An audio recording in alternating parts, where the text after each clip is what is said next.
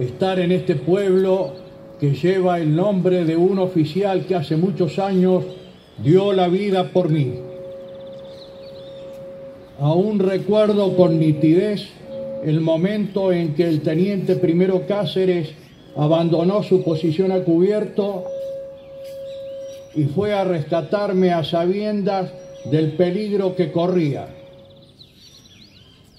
Lo suyo fue la máxima expresión del heroísmo, aquel que se da la vida por el otro.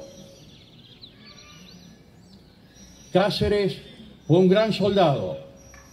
Él fue el que propuso que los oficiales y los suboficiales entráramos al monte a la cabeza de nuestras respectivas fracciones, más allá de lo que marca la doctrina.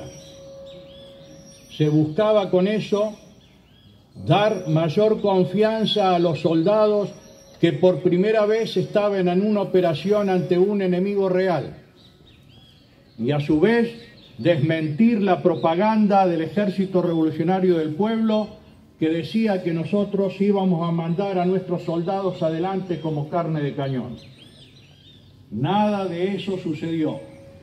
Todas nuestras bajas fueron de cuadros.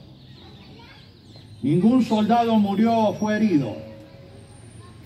Y los soldados respondieron, siguieron a su jefe y demostraron lo que tradicionalmente, lo que históricamente han demostrado los hombres del norte, valor.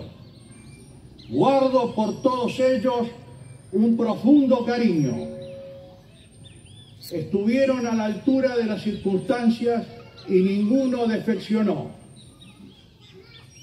Este episodio se dio en el contexto de una orden emanada de un gobierno elegido mayoritariamente por el pueblo para terminar con una organización político-militar que quería tomar el poder por las armas e imponer un sistema contrario a nuestras creencias religiosas, a nuestras tradiciones, a nuestras costumbres y a nuestras leyes.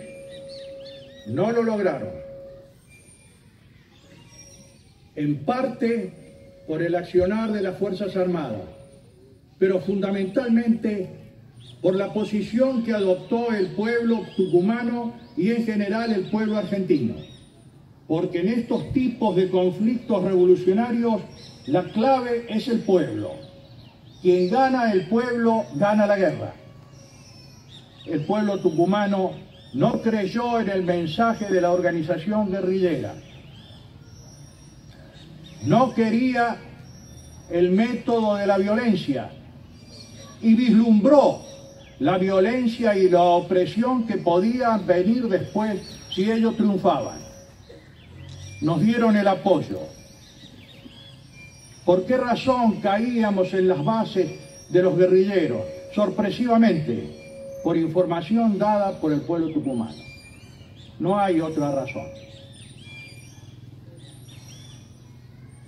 El Ejército Revolucionario del Pueblo no era insignificante como algunos dicen y se equivocan.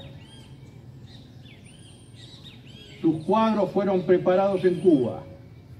Tenían compañías guerrilleras en Tucumán, en Córdoba, en Rosario, en las riberas del Paraná y en Buenos Aires. Tomaron contacto y actuaron coordinadamente con organizaciones de Uruguay, de Bolivia y de Chile, en lo que se llamó la Junta Coordinadora Revolucionaria.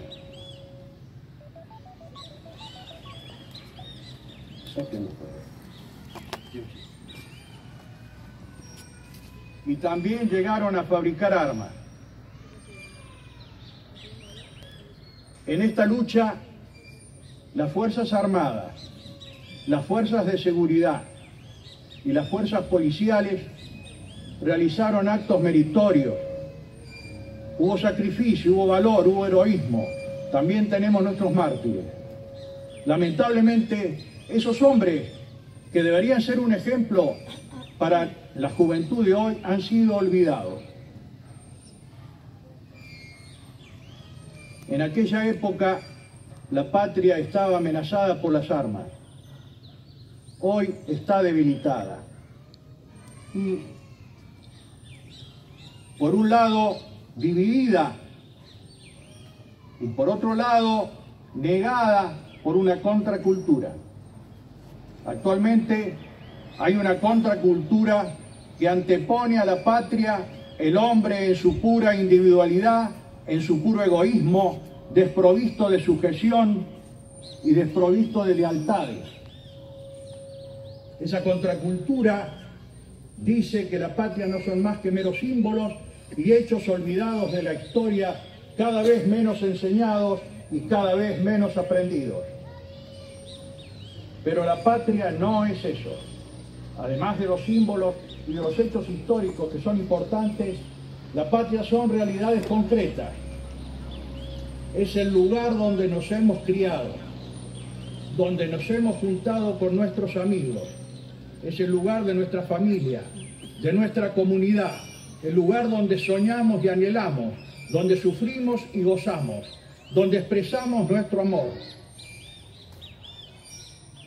La patria son los valores que recibimos de nuestros padres y de aquella vieja maestra que creyó, que cree y que seguramente seguirá creyendo.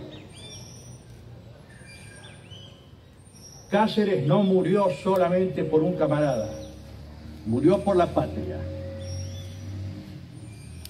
Una patria debilitada hoy y dividida. Dividida por la violencia de los 70. Hay heridas profundas, dolores, tristezas y resentimientos de aquella época, de uno y de otro lado. No pretendo de que eso se olvide, pero tenemos que tener en cuenta que hay una juventud que está mirando solo el futuro. No podemos anclarla al pasado. No hablo de anular el pasado porque es una fuente de enseñanza, sino de subordinarlo al futuro. Esa juventud quiere que nosotros los viejos de alguna forma iluminemos su camino. Y nos preguntamos con qué luces.